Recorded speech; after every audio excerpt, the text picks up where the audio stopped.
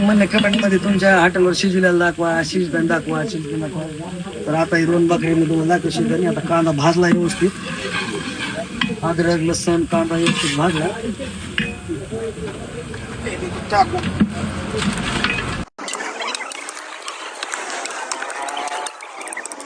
याला 15-20 मिनिटं काय करायचं, बिगर पाण्याचं शिजवून द्यायचं. ज्यावेळेस अंगचं पाणी निघतं ना मटणातून बाहेर, एकच नंबर उकड लागते खायला.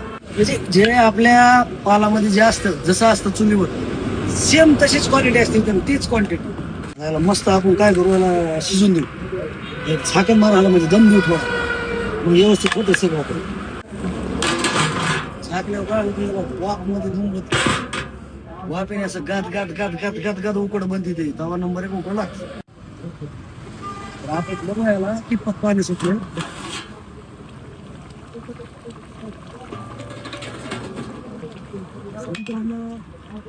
नंबर 1 पाणी सुटलंय. मटण कशी झाले बघ. हे असं त्याला अंगचं पाणी सुटून द्यावं लागतं. अंगच्या पाण्याला इतकी क्वालिटी असते ना, तेच मटणामध्ये खास तेच पाणी आधी मुरून द्यावं लागतं.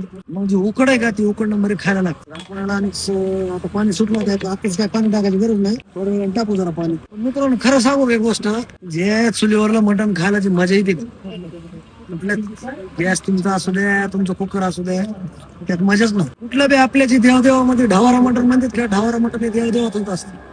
ते लाकडावर चुलीवर करायचं, दगडावर ठेवून त्याच्यावरच शिजवायचं, त्याच्यावरच भाजी करायची. त्याच भाजीला क्वालिटी असते आणि त्याच मटणाला क्वालिटी असते. पाण्याची वाढ करूया.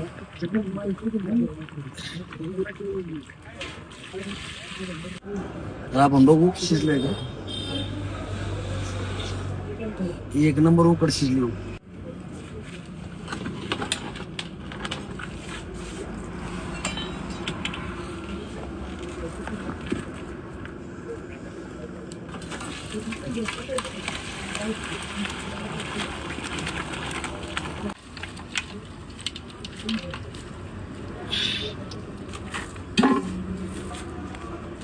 ही असती गावरान तडक्याची उकड. उकड म्हणलं की उकड. आज सगळा धिंगाणा असतं आपल्याकडे. एकदा बघा गर्दी कशी असते. यावंच लागतंय हॉटेल गावरान तडका. झालंय मटण रेडी आपलं. या